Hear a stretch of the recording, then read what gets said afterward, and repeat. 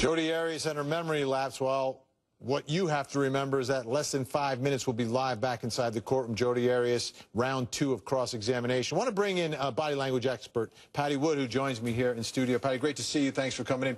You watched Jodi Arias yesterday, direct examination. Yes. And then this morning, the cross-examination. Did you see any difference in the way she presented herself? Huge difference. The most dramatic is the way that she was facing yesterday, where she was totally away from her own lawyer, as if there was a teleprompter with all of her lines over here somewhere instead of being right towards him. Right, turning towards the jury. It was very, very interesting. And then today, she's at war. She's engaged. That she has her opponent in mind, and so she's absolutely facing towards him. And she also has that black jacket. She's got her armor on, rather than that down and drab appearance that she had yesterday with her head bowed.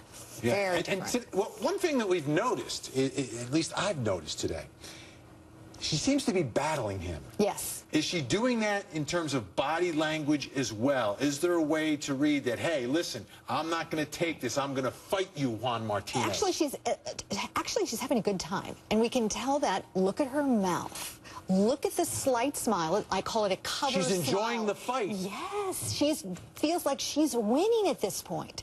So odd.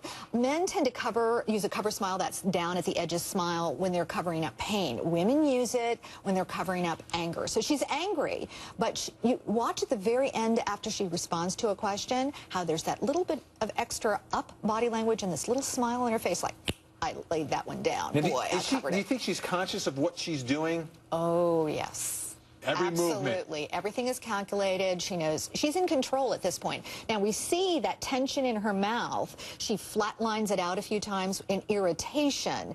And that cover smile is actually, again, covering up her anger. But she's not ruffled. You don't see her hang her head in shame. She's not doing that Kleenex play with the Kleenex thing that she was doing yesterday under testimony. Anything on your truthometer?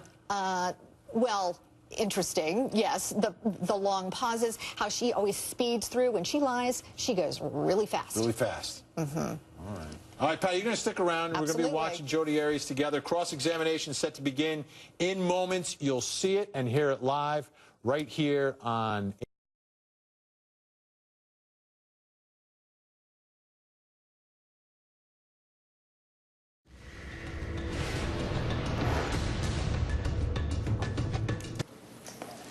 Before the jury comes in, Mr. Martinez and Ms. Arias, would you please make sure that you are not speaking over each other when you are talking with each other during cross-examination? It makes it difficult for the court reporter.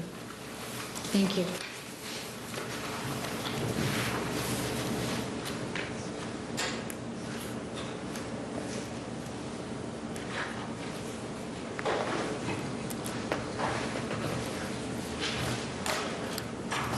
All right, we're waiting for the jury to enter the courtroom. There's Jodi Arias on the stand. Patti Wood is with me. Dwayne Cates will also be with us. Great criminal defense attorney out in Phoenix. Wanted to welcome him. Patti, any comments on what you're seeing from Jodi Arias? This is outside the presence of the jury, and then when the jury comes in. It's interesting how she goes from that frozen off into on, engaged, making eye contact with him. That's her ritual. That's what she does every time. And I just want you to know I'm here. Recognize me, see me, make contact with me. So very interesting, unusual as well. Dwayne Cates, D.C., out in Phoenix. Did you think she did well in the morning session of cross-examination?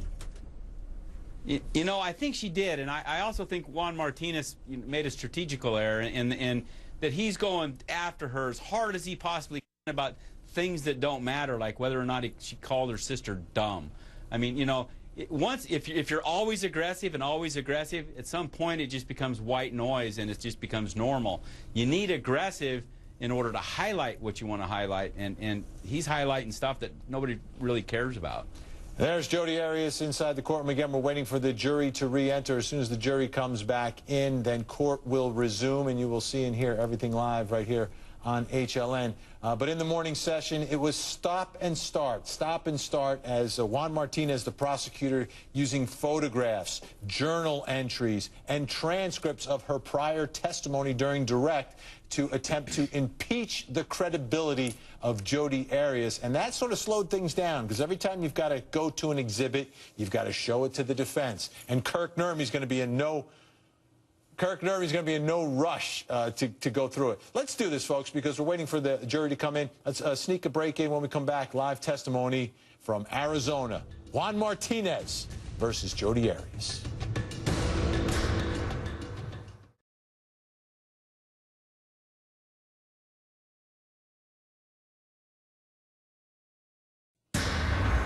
The cross-examination of Jodi Arias continuing in the courtroom. The prosecutor, Juan Martinez, about to play part of that phone sex recording.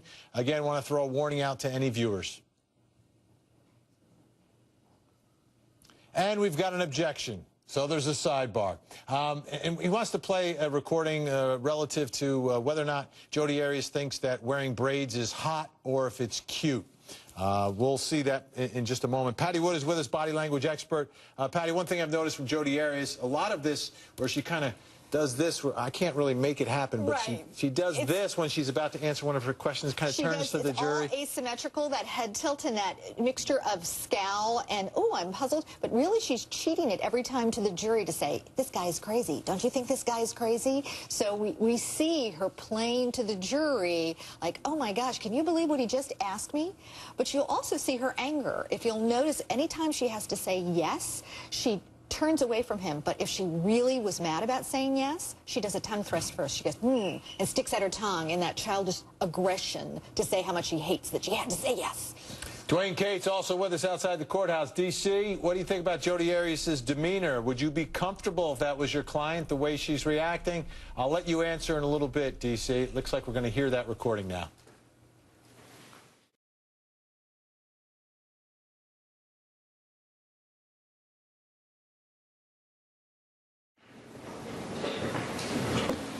Patti Wood is with us, body language expert. What have you seen from Jodi Arias? Well, it's interesting when this line of questioning started about what she saw Travis do while he was looking at the photos. Her body language went down and sad. Whenever she remembers a pain that she feels he caused her, we see a totally different person.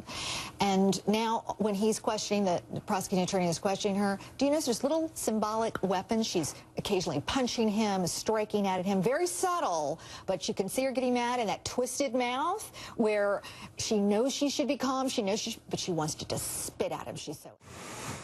All right, we got a little sidebar inside the courtroom, and again, this heated exchange. Patti Wood, body language expert with us. I want to talk about Juan Martinez, the prosecutor, too. Yes. I mean, does it look like he's taking this personally? It does. Actually, it looks like a parent that's frustrated with his teenage daughter. It's fascinating. And that strident body language, I want to also remark and have you observe, he is very fast. He's very abrupt. He's sharp with his motions. He is trying to get her to battle that way with him. And it's interesting she's not doing it, but typically a liar can't match body language. In this case, it's fascinating that she's getting slightly irritated, but she's not coming up and getting as mad as he wants her to get. All right, they're still at the sidebar. Let's take a quick break. When we come back, the cross-examination of Jodi Arias continues live right here on HLN.